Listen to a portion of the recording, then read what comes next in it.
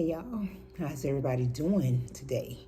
Hope everybody's having a great day. You guys already know that this is Granna, so let's just hop into it. Okay, so I was not going to really talk about this because this happened a few weeks back, almost a month now, but it's still little pieces popping up here and there, and people putting their comments still out there about the Cat Williams interview with Shannon Sharp, the Shay Shay Club, whatever they call it. Y'all, I believe that Cat just had some things that he just wanted to get off his chest. So Cat just probably said, the hell with it. I'm just going to go out there and bring the smoke. I'm just going to bring the smoke on everybody and how I feel about everybody. He talked about Cedric, Steve Harvey, Ricky Smiley, Kevin Hart. Hell, he even talked about Cayenne and Kim, and he just talked about everybody. Everybody that popped in his head, he talked about them. You guys know Friday was very, very funny. It was a very good comedy movie. All the whole franchise was really good. Friday, he wasn't a part of it until Friday after next, so he was in like the third Friday. So that was his main focus, talking about the third Friday and how he became to be Money Mike. And he had his view of him getting the role compared to Ricky Smiley supposed to have been Money Mike. And it's crazy because, when you're a writer and you're writing these movies, you're trying to think in your mind at the time who would be the best part that can bring this character out and all that. And you go and do the auditions, and you look at each person that's coming in to audition for these parts, and you want to fit the right person in the right place. So as Ice Cube and his team was doing these auditions, it appears that Ricky Smiley might have did the audition for Money Mike first, and from his point of view and his understanding, he had that part down packed or had it tied in, and he was going to be Money Mike. And then they continued the audition process of it, and Cat brought more character to the part, and so they decided to go with Cat Williams as Money Mike, and they rewrote a part in for Ricky Smiley as the Santa Claus. And and it was cool. It all worked out. It was funny as hell, and we all enjoyed it. But I think what people is pissed off about or in their feelings about, Mike brought out,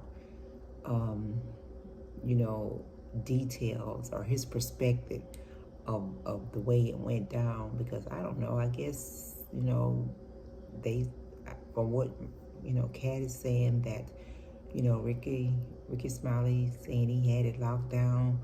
And how could he, Cat saying, how could Rick say he had it marked down when they still had 200 or so people still auditioning for the part, and he was like 201. And oh Lord, it's a lot.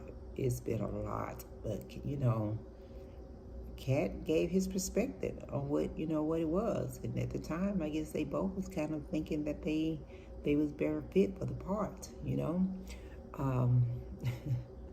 So Cat said what he said, and then of course they started interviewing other people that he was talking about. And Ricky Smiley said he ain't got no beef with it. He said he did audition for the part of Money Mike, and he pretty much had that part. And then he goes back and they tell him, we're gonna write this part for you. So it was interesting when they talked to Ice Cube about it, and he did verify a lot of things that Cat Williams said. He verified a lot of it. The only part that I understood from watching the different interviews was that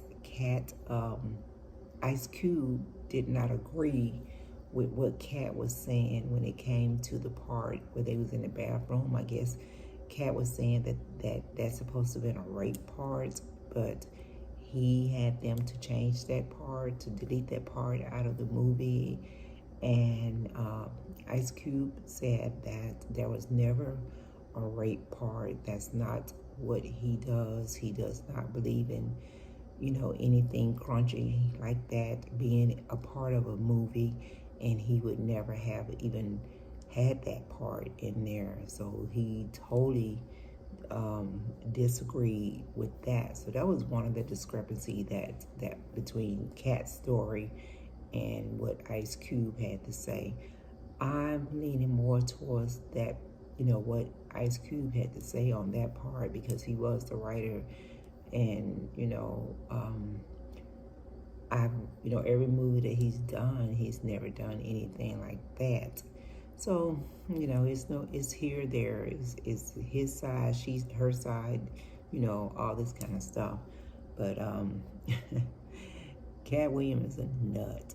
I mean, he talked about Cedric stealing his one of his jokes with the lowrider Cadillac. When Cedric said this, he was leaning back in the spaceship, and in one of his jokes on the Kings of Comedy, and he said, Cat was saying that Cedric stole that joke from him. He tweeted a little bit and changed up some things a little bit, but it was originally his joke. And when you go back and they put it up screen to screen, showing Cat talking about the Cadillac and Cedric talking about the spaceship, it's a lot of similarities in there. It's a lot. But jokes are jokes, and sometimes comedians probably do take someone else's joke and tweet it and make it their own. I don't know if that's right or wrong. If you're a comedian, that shit is wrong, because you was the creator of that joke, and someone has come in and try to put a little spin on it and take it as their own it as theirs, take the ownership on it, is theirs. So I can understand why Cat may feel the way that he feel about his joke.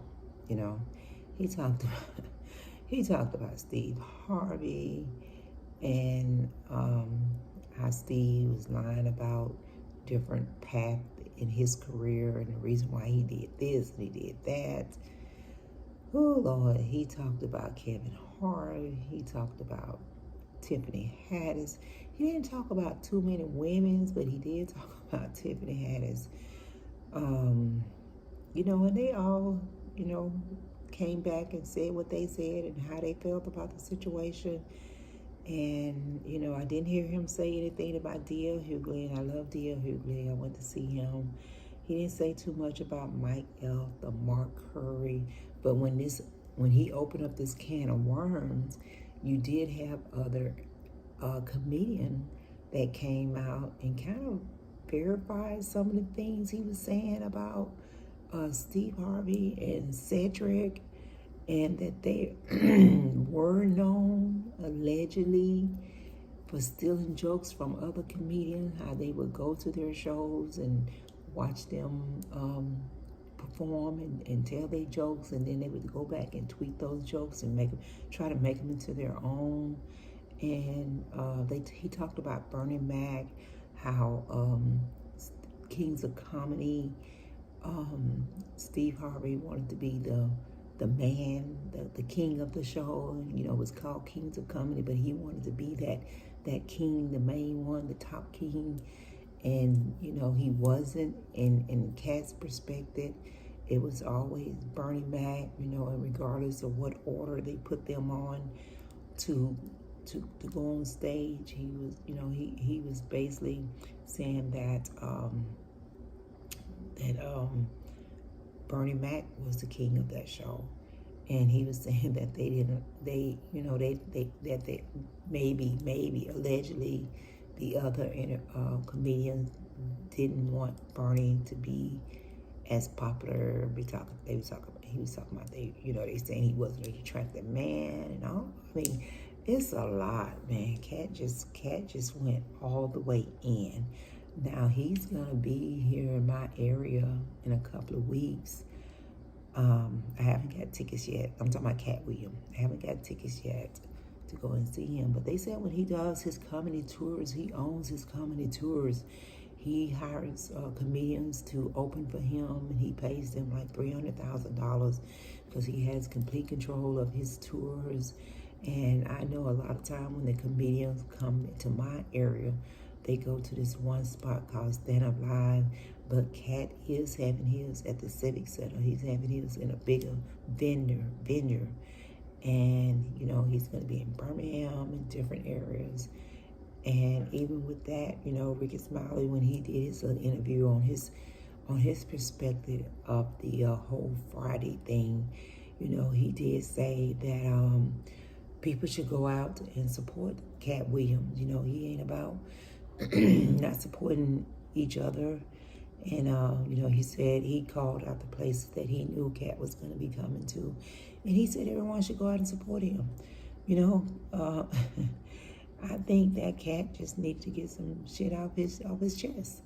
And if you was in the fire, you was in the range of his firing, you got fired at. And that's what it is. He was firing shots, and he didn't care who caught a bullet. If you was there, you was gonna catch it. And so you know, everybody always have their own perspective of anything that they have lived in life or did in life, experienced. They're going to tell it from their point of view. They're going to tell what they saw, how they felt at the time. And there's always going to be people that disagree or not say that it went down that way, and want to chime in and say how they feel about it. But he was the one that was sitting on the couch with Shannon Sharp for 3 hours. This was like a 3-hour interview. And Shannon Sharp was saying when the time Cat walked in the building, he just was, he got started. They say he was talking like 30 minutes before they even mic'd him up to get the interview going. So, you know, you just have to be kind of prepared when you're out there in the public like that, and you work with different people, and you don't really know how they feeling about the situation. And yes, it's been over 20 years. It's been over 20 years since Friday After Next came out. And, you know, that's what it is. But, you know, like I said, some of the comedians said they did not want to speak on it. They did not want to respond. But they felt like Cat went too far and they had to speak out. And that was pretty much the same thing that Ice Cube was saying. He was like, man, this happened over 20 years ago. Really didn't want to get on social media and talk about it, but here it is. And you know, listen to different people talk about, you know, the interview. Some of them back Cat 100%. My main thing was listening to Ice Cube and him telling his perspective of the movie and how it went down as far as their auditions and all this stuff. And he did say there were things that Cat said that was on point, that was true. So anyway, I don't know how y'all feel about it. It is what it is at this point. Like I said, it's been 20 plus years. I'm sure that each person he talked about have their opinion on it. Faison Love, I think, spoke a little bit about it. Like I said, Mark Curry did say that he definitely was on point when it came to him, to Cat talking about Steve Harvey stealing People movie because he stole some stuff from him, and he did confront Steve Harvey about that. So, Lord mercy. Yeah, it's a lot. And it's probably still going to be some stuff popping out. Y'all, if you want to know anything about what's going on with these people, I don't care if it's a comedian, an entertainer, or what, just sit back and wait, because all this stuff going to come to light. Someone is going to be in their feelings about someone else, and they're just going to put it all out there. But this year, the interview that started the year off with a bang, 2024 with a bang, was Cat Williams and his interview with Shannon Sharp. And that probably just shot the ratings out of the roof for Shannon. You know, he just started his own talk show or whatever, interviews or whatever. So I'm sure that helped his rating quite a bit. And yeah. But, you know, everybody got their own perspective. I kind of, you know, I watched it. I some of the things after listening to other people talk, Kat was on point with. And, you know, it is what it is. And that's just a part of it. When you're in the public eye and you didn't rub somebody the wrong way, or they feel like it's time to get some pressure up off them, just get ready, because it's going to be a bomb going to go off. Okay, all right, well, I just wanted to go ahead and throw that little bit out there about the Cat Williams interview. And, you know, the funny thing with me were him talking about the Friday after Friday and how the Money Mike came about and all that kind of stuff. Okay. All right, guys, y'all have a great day. If you're out, bundle up. It is extremely cold today. Bundle up. Be kind to people. And y'all just have a great day. Granna gonna check you out next time around.